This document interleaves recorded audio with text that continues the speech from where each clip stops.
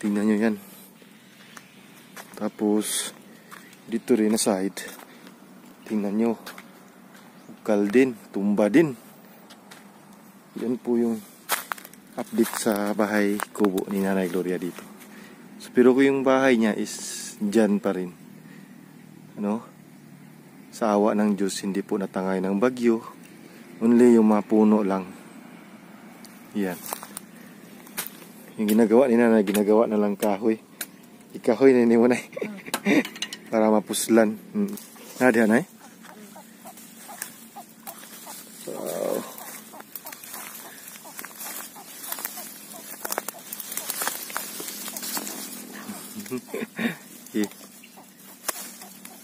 Yan, no? Yan, no? Ito na po yung aming gawing gulay ni Nanay.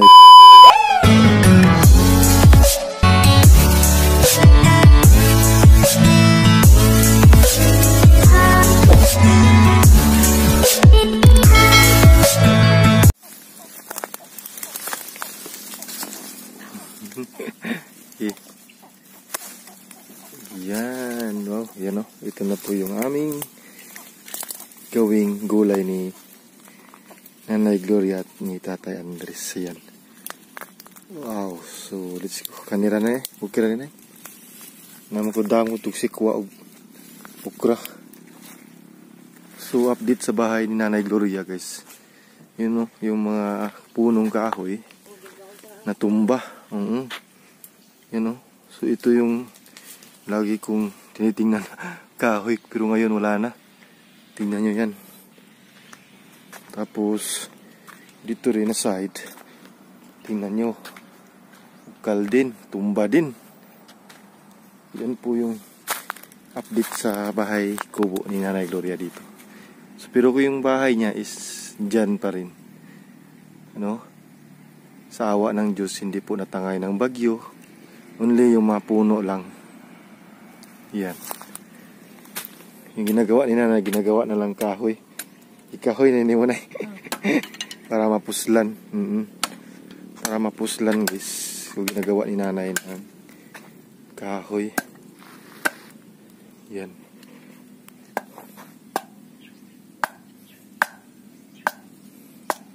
Ang gina yung mga manok, wala maunsa na yung mga managan. Yan, o. Ukal talaga. Ukal, guys. Yung ugat niya. Grabe yung ugat.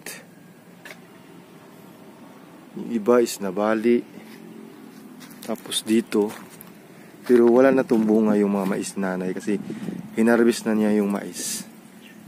So yung natira na lang is yung kalabasa na lang ang ating na-harvest. Yan, o. Tapos dito yung kanyang mga puno. Tingnan nyo naman na sa Bagyong Udit. Ito yung ginagawa ni Bagyong Udit talaga.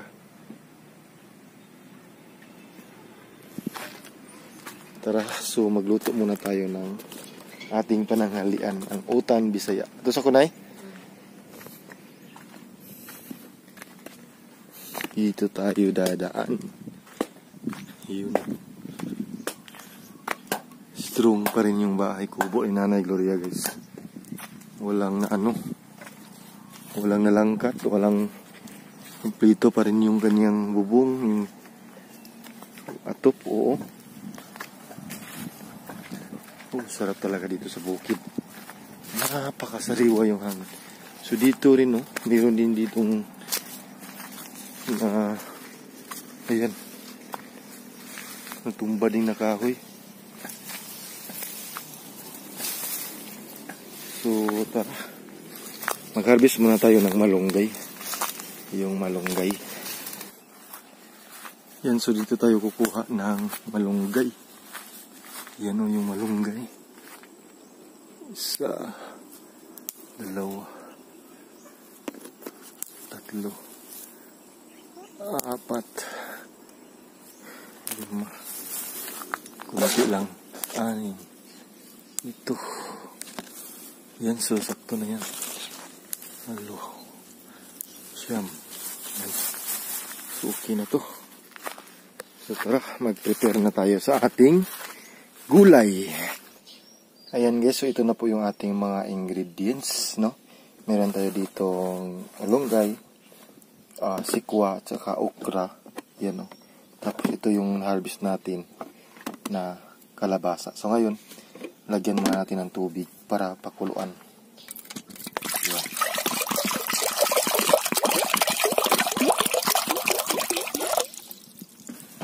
Ayan. Lagay na natin sa ating saingan. Yan. Okay. Yun. So, takpan natin. Yan. Ating mahiwagang palayok. Ayan. So, unahin natin yung sikwa. Yan yung sikwa natin. Ayan. So, hugasan muna natin.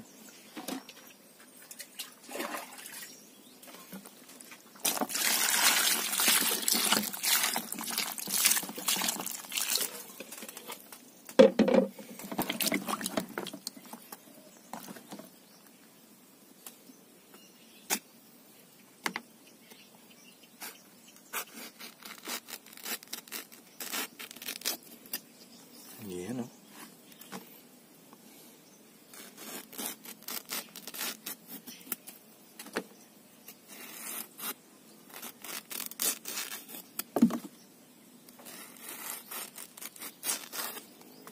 Mas mabango talaga yung lauoy or utan Bisaya pag may sikwa, di ba? Iba yung lasa niya.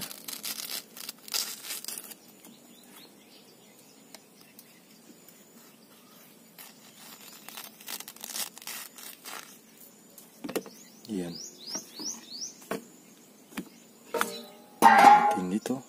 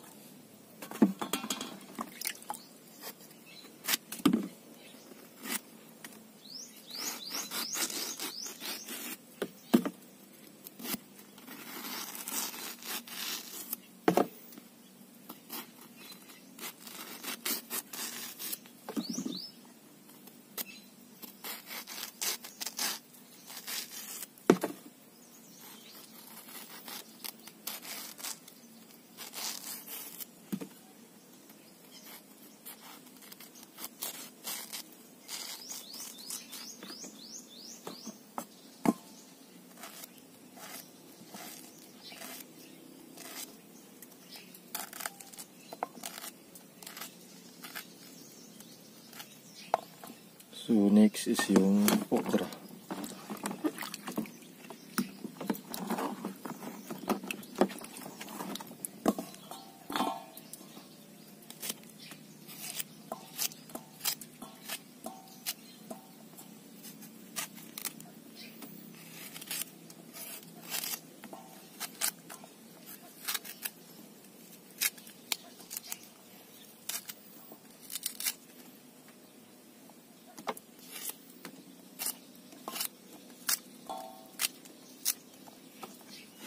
So next is yung kalabasa. Yan, oh.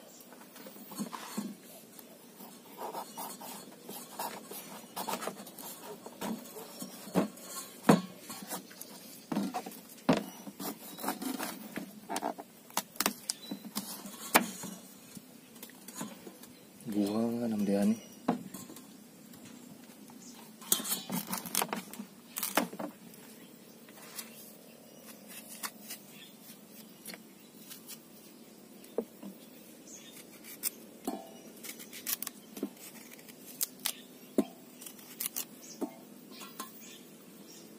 Lagay natin dito.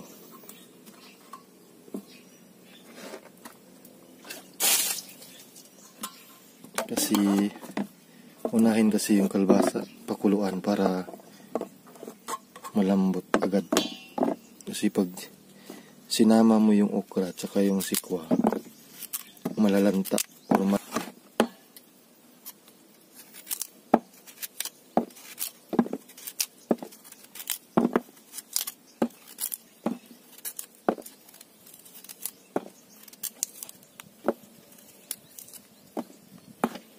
so ready na ang ating kalabasa. So ilagay na natin to.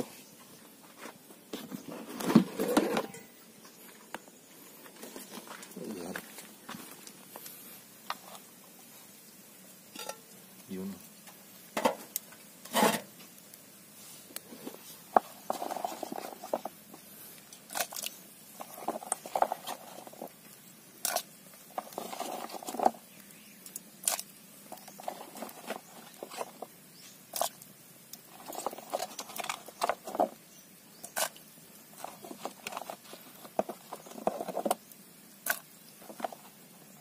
Ayan, stuck pa na natin.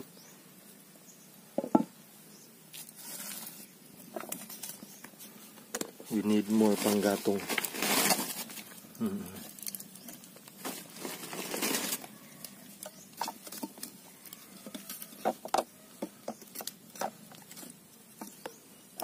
Ayan.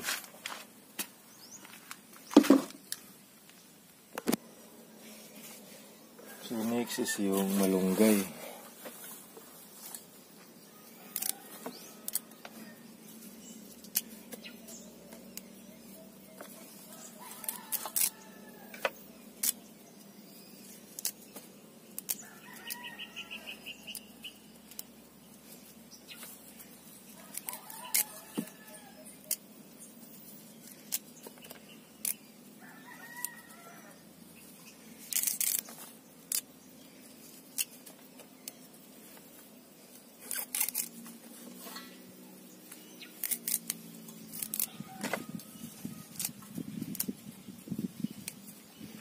So, ayan guys, okay na po yung ating mga ingredients. So, hintayin na lang natin na kumukulo at magiging malambot yung ating kalabasa. Dahil ito na rin i-next natin ilagay. Ang sikwa at saka yung itong okra. Tapos, last one is yung malunggay. Ayan. Ayan, so parang malambot na po yung ating kalabasa. Ayan, so ilagay na natin.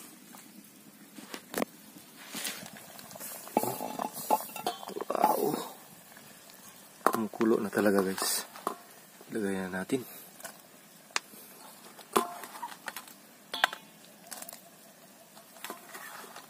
Yan.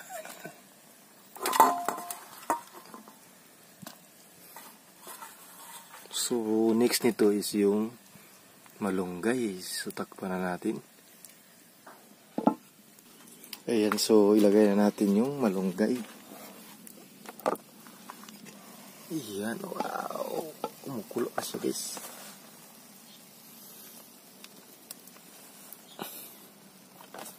So pagkatapos nito, lagyan natin ng asin. Pampanimpla. Ayan. So kuha tayo ng asin. Ayan. So ilagay na natin sa kumukulong utan. Urlaw. Ayan guys, so ready na ang luto na, no, yung ating sari-saring gulay. So yan, maraming salamat po. Keep safe always and God bless everyone. Yung napakalapot. Ingat and God bless. Bye bye.